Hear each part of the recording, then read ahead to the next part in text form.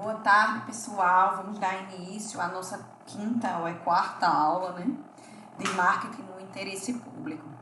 A discussão da aula de hoje diz respeito basicamente aos elementos que compõem o composto de marketing, que é nada mais nada menos do que o mix de marketing, né, o mix, o produto, preço, a praça e a promoção aplicado no contexto de marketing no interesse público.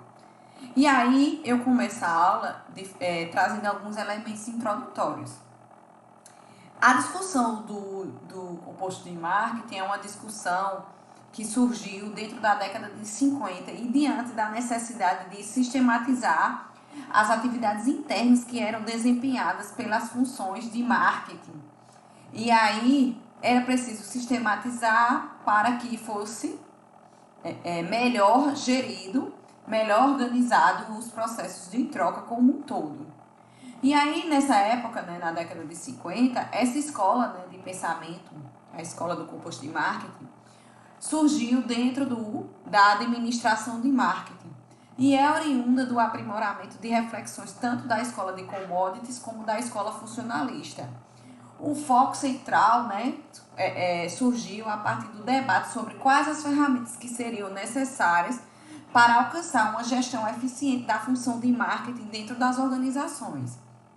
E aí, com o foco nessas ações de micromarketing, né, ou seja, do marketing interno desempenhado pelas organizações, surgiu então a necessidade de analisar como essas ferramentas seriam necessárias para que os ofertantes conseguissem alcançar o seu público-alvo. E diante disso, começou-se a descrever os elementos conceituais que comporiam esse sistema, né, ou esse mix de marketing, que seria relativo à questão da diferenciação do produto, da segmentação, a análise do ciclo de vida do produto, a precificação, a análise também dos canais de distribuição e dos elementos de comunicação das ofertas. E aí, nesse contexto, né, a discussão sobre a gestão do composto de marketing, ela se consolida como uma das principais escolas da ciência do marketing. E até hoje nós vemos, né, muitas discussões e até aprofundamentos bem teóricos, bem sólidos, no que diz respeito à análise do produto, do preço, da praça e da promoção. E aí, esse autor, Neil Borden, foi o precursor desse direcionamento das atividades de marketing em nível prático e ferramental. E foi o primeiro a empregar esse termo, né, mix de marketing, para designar as variáveis internas que são controladas pelos gestores de marketing. Borden definiu, então, um conjunto de 12 variáveis, que vão desde o planejamento do produto ao uso e manuseio e a análise dos resultados das trocas. Já McCarthy foi o autor que formalmente definiu o mix de marketing e é conhecido hoje como o pai do composto de marketing, né? Como o pai do mix de marketing. Sendo ele uma combinação de fatores internos à organização, empregados em conjunto para a satisfação do mercado-alvo. Ou seja, basicamente o composto de marketing diz respeito ao conjunto de ferramentas que são usadas para que as organizações alcancem seus resultados, tanto em termos individuais, né, da organização em si, como lucratividade, como também da satisfação do mercado-alvo, em termos de satisfação, lealdade, confiança e assim por diante. E aí, McCarthy, né, considerou a proposta de Borden e fez o seguinte: categorizou essa proposta em 4 P's, que seriam os elementos que compõem o produto, o preço e a praça e a promoção, que hoje se estabelece o domínio de cada um deles de forma diferenciada, embora todos saibamos que existe uma relação muito forte entre esses P's. E aí, como vocês podem ver, né, apesar dessas evidências empíricas revelarem que o mix de marketing tem um papel limitado no sucesso comercial das organizações, até porque existem variáveis estratégicas, né, ferramentas estratégicas necessárias para a análise ambiental e de outras perspectivas mais amplas do contexto em que as organizações estão inseridas, várias organizações utilizam essas ferramentas, até porque elas são clássicas, de forma ainda rudimentar. E serve também como uma ferramenta para subsidiar decisões de micro e pequenos empresários, E aí nós podemos citar diversos exemplos. Eu não vou citar aqui, mas eu peço que vocês reflitam e pensem sobre quais esses exemplos se encaixam perfeitamente nessa atividade comercial que utiliza as ferramentas de marketing de forma rudimentar. E aí, né, como eu já falei a vocês, os 4Ps são esses parâmetros controláveis da organização que influenciam os processos de compra e as decisões de compra do consumidor. E aí eu pergunto, né, podemos dizer então que os 4Ps são um paradigma de marketing? Ainda mais, né, mais uma questão a acrescentar. Podemos dizer que são uma ferramenta administrativa de marketing predominante? A primeira eu diria que sim, a segunda também. São, por quê? Porque a partir do mix de marketing que se estabeleceram diversas práticas para outras esferas de organização, tanto em termos públicos quanto privados. E aí a gente consegue observar diversas campanhas que conseguiram abarcar todos os elementos que compõem o composto de marketing dentro das suas atividades de troca. E aí a gente inicia a discussão do composto de marketing de uma forma bem, como eu posso dizer assim, introdutória. Eu vou falar para vocês sobre os 4Ps, mas obviamente existe uma discussão muito mais aprofundada sobre cada um deles. E dentro do contexto de marketing social, cada um deles ainda é muito mais direcionado. Então vamos lá, né?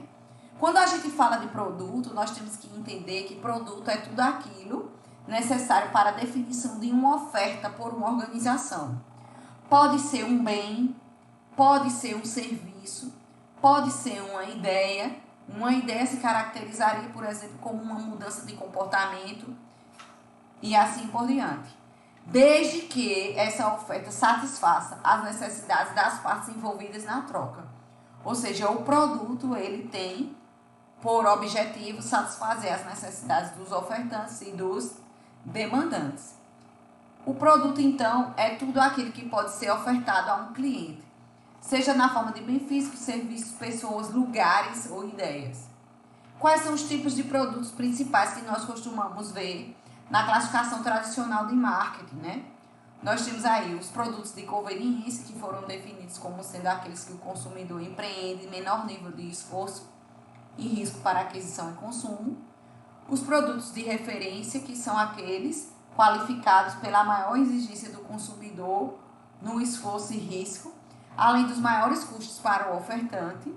Há o produto também de compra comparada, em que os consumidores disponham a direcionar maiores esforços na busca e avaliação do produto. Há também os produtos de especialidade, em que foram denominados como tal, pois necessitam de maior esforço, risco, e o custo associado é muito mais elevado. Além disso, nós temos que entender que há categorização em composto e linhas de produto, que nada mais é do que o conjunto de produtos de um mesmo ofertante. E aí nós temos produtos entre si, diferentes entre si, que geram várias categorias, e produtos semelhantes que geram a linha de produtos. Os atributos dos produtos nada mais são do que as características que compõem um determinado bem ou um produto, as quais vão variar pelo nível de concretude atrelado ao produto. Se o produto for um bem físico, como eu bem falei a vocês anteriormente, obviamente ele vai ter atributos palpáveis, mais fáceis de serem identificados do que produtos como serviços e ideias. Há também a questão dos valores, né, que diz respeito às aspirações dos clientes ao consumir aquele produto, que geralmente é construída através de uma comparação entre os benefícios e sacrifícios relacionados ao consumo daquele produto. E também temos aí as características técnicas, que diz respeito aos elementos de composição física, ao processo de produção, às funções e às especificações técnicas de cada produto em si. Por último, nós temos aí o design, como sendo a concepção do projeto e o modelo do produto, que vai envolver aspectos técnicos e simbólicos, relacionando-se com a projeção da imagem do produto, de sua funcionalidade e ergonomia. Já a embalagem acaba sendo o recipiente que contém o produto E a marca, né, gente, que é um dos elementos centrais que hoje em dia são trabalhados dentro da perspectiva do produto. A marca nada mais é do que um nome, um termo, um design, um símbolo ou qualquer outra característica que identifique o produto de um ofertante como distinto da concorrência. Gera valor econômico aos ofertantes e maior segurança e informação sobre o produto aos demandantes. O nome da marca, então, ele vai prezar pela facilidade de memorização, vinculação com o produto e suporte à imagem desejada da marca.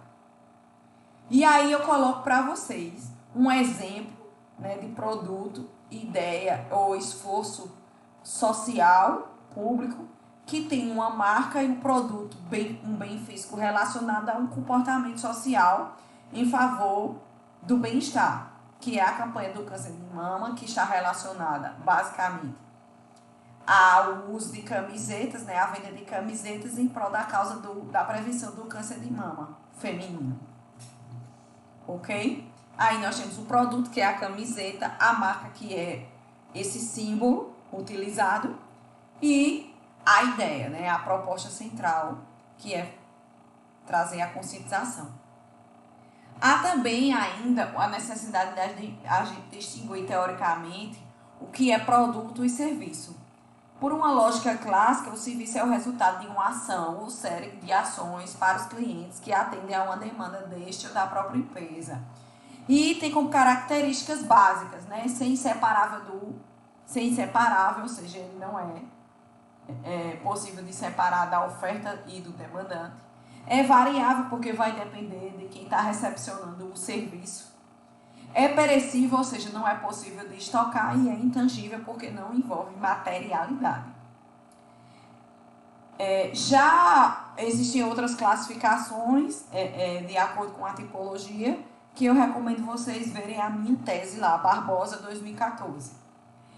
Pela lógica, então, dominante dos serviços, que é uma nova lógica que vai analisar os serviços a partir de uma perspectiva mais ampla, esses autores aí, no ano de 2004, começaram a discutir que é preciso pensar para além dessa divisão entre bens e serviços, já que a disciplina de marketing ela passa por um processo de confusão quanto ao seu objeto, e é preciso refletir que o que interessa ao consumidor é a oferta em si, ou seja, a performance do que está sendo ofertado.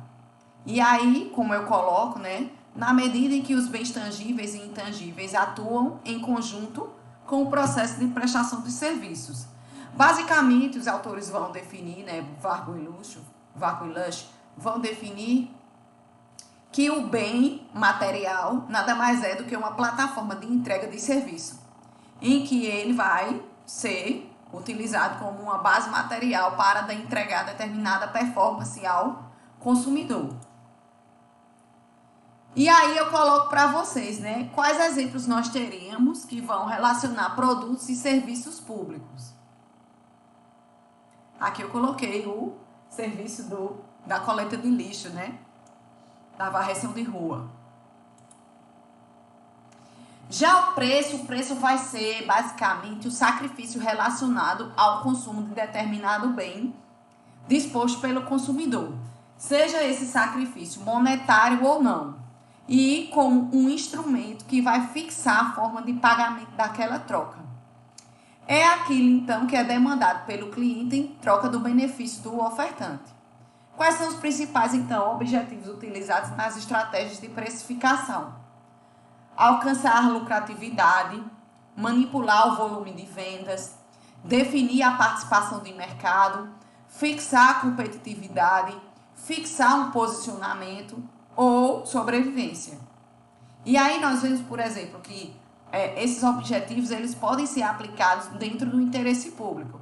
Quando a gente fala de competitividade, participação de mercado e posicionamento, sobrevivência, tudo isso diz respeito ao quê? A fixação de uma ideia, ao aumento da adesão a determinado comportamento para alcançar o bem-estar social, para reduzir impactos negativos do consumo de determinado produto, certo? E aí nós temos aqui os diversos fundamentos que vão tratar da precificação. Nós temos o baseado nos custos, na análise da concorrência, na análise da demanda, na análise do consumidor, na análise do valor percebido e no apressamento estratégico. Vários desses fundamentos podem ser aplicados na perspectiva do interesse público. Por exemplo, quando a gente analisa a demanda, quando a gente analisa a concorrência, quando a gente faz a análise baseada no consumidor e no valor percebido. No que diz respeito à praça, nós entendemos que é aquele P que vai tratar de conveniência, ou seja, o quão conveniente é a minha oferta para o meu consumidor. O quão disposto está o meu bem ao alcance do consumidor. E aí nós teríamos que refletir sobre a entrega do produto a partir de diversas variáveis, como a distribuição, a disponibilidade, a exposição, e vão se relacionar, né, com a determinação pela forma em que os bens estão disponibilizados, né, em que as ofertas estão acessíveis. Os canais de distribuição nada mais são do que um sistema de organizações, pessoas, processos e recursos que funcionam com a finalidade de tornar aquelas ofertas disponíveis aos clientes. E é na área de marketing que nós temos que refletir sobre o canal de distribuição, principalmente no que diz respeito ao foco nas ofertas de marketing serem convenientes aos consumidores. E isso vai ser afetado diretamente tanto pela questão da engenharia de processos como pela logística em si. Quais são, então, as principais atividades desempenhadas pelos canais de marketing, né, pelos canais de distribuição? Primeiro, tem que gerar utilidade para os ofertantes, ou seja, meu produto tem que ser útil na medida em que ele está disponível, acessível. Proporcionar economia de custos, porque vai demandar uma disponibilidade muito mais ampla. Tem que gerar eficiência no atendimento e na satisfação dos clientes. Tem que gerar utilidade de tempo, lugar e acesso. Esse é o principal objetivo de qualquer canal de distribuição, seja ele do interesse público ou privado. Promover a dispersão de risco, para que o risco não esteja concentrado apenas em um agente ofertante. E desenvolver ações de montagem, sortimento, armazenagem, estocagem e distribuição física. Esses objetivos, então, eles são aplicados dentro do contexto do interesse público, na medida em que a gente observa a necessidade de gerar utilidade de tempo, lugar e acesso àqueles cidadãos, clientes que precisam aderir ou consumir um bem público ou um comportamento social que esteja promovendo o bem-estar social. E já a promoção, né? A promoção ela é aquela ferramenta de comunicação em que vai trazer consciência sobre a oferta a partir de ferramentas como publicidade, força de vendas e promoções. A comunicação de marketing consiste, então, nesse conjunto de ações e decisões que tem por finalidade tornar a oferta de marketing conhecida para o mercado-alvo definido que ele quer, né? Que o ofertante almeja. E aí nós temos como objetivos da comunicação criar consciência da oferta, imagem positiva, ou seja, se eu não sei que o Hemocentro recebe sangue todos os dias em determinado horário, eu vou ficar mais restrito com relação a aderir a esse determinado comportamento. Imagem positiva gera identificação com clientes, forma relacionamento com o canal e também retém os clientes. Obviamente, a promoção ela cabe um calhamaço de ferramentas que são utilizadas e todo dia atualizadas, né? Todo dia surgem novas ferramentas aí para atingir esses objetivos de comunicação das organizações. É óbvio que o processo de comunicação ele vai envolver qual é a oportunidade e a natureza da demanda que eu quero atender, qual é o objetivo da comunicação, qual é o meu público-alvo, quais são as ferramentas que eu vou usar e que se encaixam da melhor forma com o meu público, qual é a mensagem e o discurso mais adequado para alcançar o meu público, qual o canal e quanto isso vai custar, para então refletir sobre a implementação da estratégia e o controle dos resultados dessa promoção. Geralmente existe um conjunto de críticas, e aí, como vocês vão ver no texto de Constantino Dines, que é um texto antigo, mas ao mesmo tempo ele traz um apanhado geral sobre as reflexões mais tradicionais acerca dos 4Ps, né? As principais críticas aos 4Ps perpassam, primeiro, por nós, né, profissionais de marketing, julgarmos que os 4Ps são tipicamente internos e controláveis, e também deixa a desejar no sentido de que não explicita a falta de entradas de mercado, no sentido de que não explicita a influência do mercado no posicionamento, na escolha do produto, do precificação e assim por diante. Já existem outros elementos, né, dentro das críticas da Escola de Administração de Marketing, do mix de marketing, que apontam que esses fatores eles são dificilmente controláveis por conta desses elementos externos e que essas atividades devem ser baseadas principalmente nas necessidades e desejos dos clientes. Óbvio, né, gente? Para alcançar um público-alvo, nós temos que entender esse público-alvo e elaborar ofertas que estejam alinhadas com esse público. E aí nós temos algumas variáveis que vão impactar, geralmente, né, o público-alvo, que nós temos aí a cultura, a própria sociedade, os elementos demográficos, políticos, econômicos e os avanços tecnológicos, que vão implicar nas necessidades do consumidor, na natureza da oferta e no próprio consumidor, né, no próprio comportamento do consumidor e na interpretação que ele faz dessas ofertas. Além disso, né, há a falta de orientação do consumidor com relação a essa percepção, a falta de interatividade e comunicação com o consumidor e a falta de integração com elementos estratégicos nessa percepção do mix de marketing analisado a partir da perspectiva do consumo. Já existe também uma escola que traz um relacionamento do mix de marketing com marketing de relacionamento. E aí, como está colocado entre os anos 60 e 70, há aquela orientação para a percepção da troca com um aspecto transacional e de aquisição. E após os anos 90, há o entendimento de que é preciso fazer uma orientação da elaboração das ofertas de marketing para a construção de uma relação e retenção do consumidor. Nesses termos, vários autores apontam, então, que há necessidade do foco no volume de vendas, a criação de grandes firmas comerciais impactaram sobremaneira e influenciaram o enfraquecimento da lealdade dos consumidores nos anos 60 e 70. A presença dos intermediários também fez com que houvesse esse enfraquecimento. A forte saturação do mercado, as crises econômicas, o alto nível de competição global e, por fim, aí nós temos um comportamento do consumidor inconsistente e imprevisível, porque até então a ciência do comportamento do consumidor não estava consolidada e era pouco integrada à percepção e à elaboração de ofertas de marketing para os consumidores. Quais são, então, as principais críticas com relação aos 4Ps no mix de marketing de relacionamento? A orientação ao produto e não ao consumidor é uma grande crítica e vocês veem isso recorrentemente. É uma orientação de mão única, sem interatividade e personalização. E há também as características ofensivas e não colaborativas com relação a essa perspectiva transacional.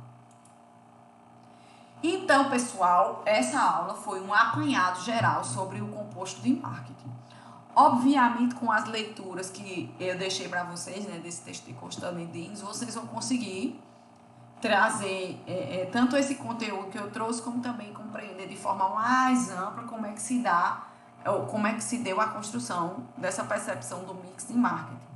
Vale ressaltar que não necessariamente nós precisamos fazer um aprofundamento muito grande dentro dessa disciplina, porque o composto de marketing ele vai permear diversas percepções, diversas áreas dentro do marketing no interesse público e a gente vai acabar falando dele sempre. Tá certo? Então, bons estudos e até a próxima. Semana que vem é o seminário.